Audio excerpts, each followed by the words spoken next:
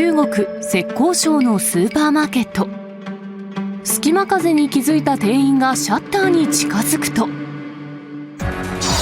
突然、強風が。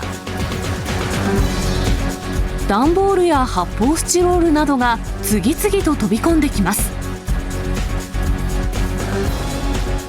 強風は店の奥にも吹き込み、大きな商品棚が激しく倒れました。現地メディアによりますと、この日、浙江省では風速およそ25メートルと台風並みの風が吹き荒れていたということです。